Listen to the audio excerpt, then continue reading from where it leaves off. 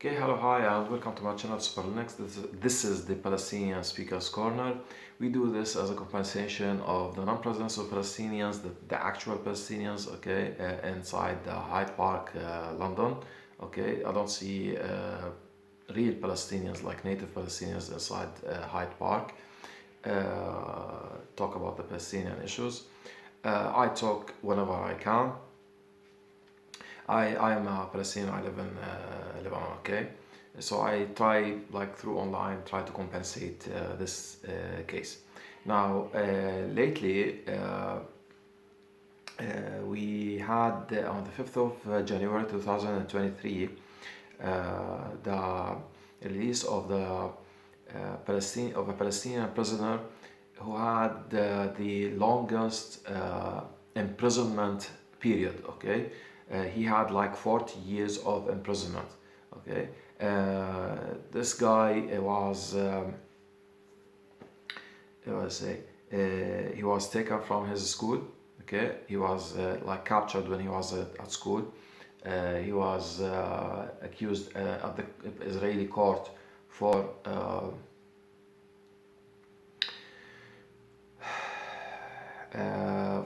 like smuggling weapons to the Palestinian factions. Okay, the resistance factions, and also to maybe I think what I've read that he killed a Israeli soldier, and also what else? They say that he had also a weapon. Okay, and at the court he was sentenced. The very first sentence was the preliminary. I can't pronounce it well. Okay, sentence was as a life like a death sentence. Okay, and then just capital punishment, as I say. And next is they changed it and lowered the sentence to be a life sentence, an open life sentence. So it's like he lives until death in the prison. And then they changed it to a 40 a year of jail, okay, of imprisonment. Uh, Today, the date I'm recording is the 8th of January 2023. He was released on the 5th. So you can imagine that this is not that far.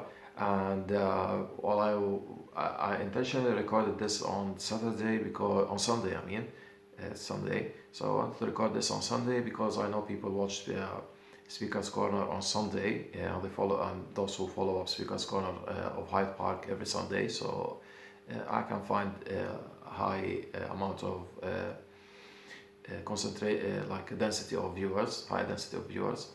Now, next is this guy belongs to the faction of Fatah. We use the word faction instead of parties as Palestinians. Not, I don't talk about other Arabs. Okay, mostly. I'm not saying we don't use Hizb. Okay, like when you talk about us, our political parties, we don't use the political party. We use usually the word fasil. Okay, which is faction. Okay, and the plural of it is fasail or fasail, and like to make it easier to see it to be read. Okay, to be said, pronounced. Say it however you like it. Okay, so so the Palestinian factions. Okay, like if you want to know who are they, just a quick enumeration of them. We got Fatah, then Hamas, and we got also Jabhat Sha'biya, which is the People's Front, and Jabhat Demokrati, which is the Democratic Front, you know, from the word Democrat. Okay, and also we have Fatah al-Asifa, we have, I don't know, whatever I can remember. Okay, yeah, and there's also the People's Front, Jabhat Sha'biya, Qiyad al-Amma. Qiyad al-Amma means the leadership.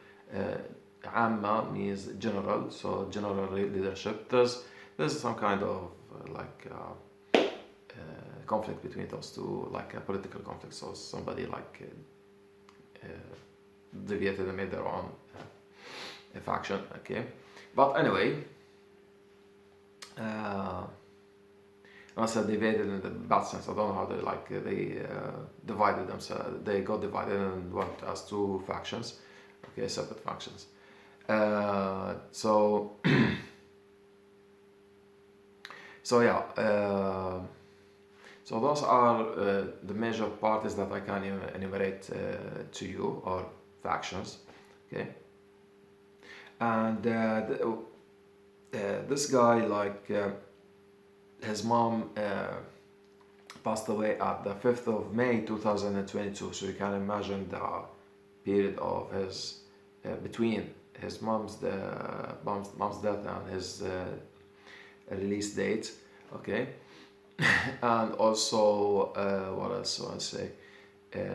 What I heard about him is that, and what I saw online, is that he was asked by the Israeli police not to make any celebrations for his freedom, for him getting out of captivity, but he did not respond to them. He does said whatever, do whatever. Okay, so and people themselves, okay, made the celebrations for him. He said, "I'm gonna make it at home." They told him not to do it at home. People did it for him at home. So he himself wanted to do it at home anyway. He was not gonna respond to them. And also, what else?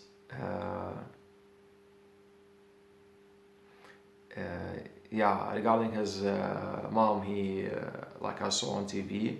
Okay, it was live, broadcasted live, his release. Okay, he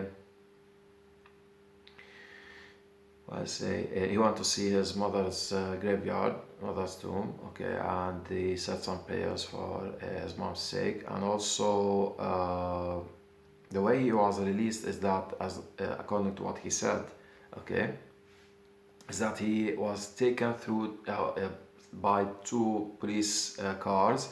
Okay, they put him the first, then they moved him later on a second car. Okay, and with the second car, they took him and gave him some money, and this is your ticket to the bus station, and go. Okay, the place they left him at, okay, is has a high concentration of Israeli settlers. So, and as far as I understood from the TV, because I don't live in Palestine, okay, I live in Lebanon, okay, but just what we heard from the news, and I know it's correct, okay. He was left at the bus station where,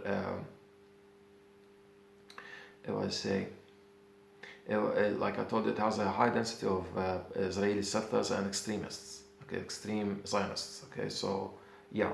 So what can you imagine if they were talking about him, that he will be released on at the TV, and the media, Israeli media, were talking about him, that he will be released. So it's like encouraging people indirectly to attack him and maybe kill him. Okay, so thanks God for his safety. Okay, and also the way he was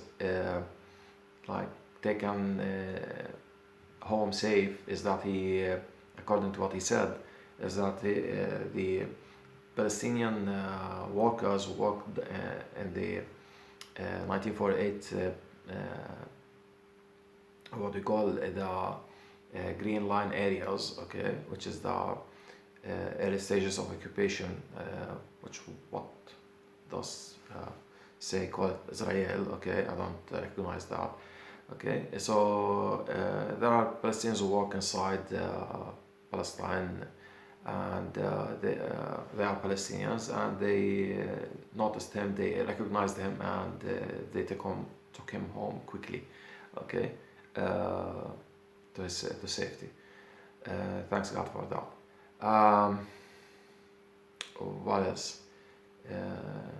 Yeah, so I hope that you enjoyed the story of Karim Yunus.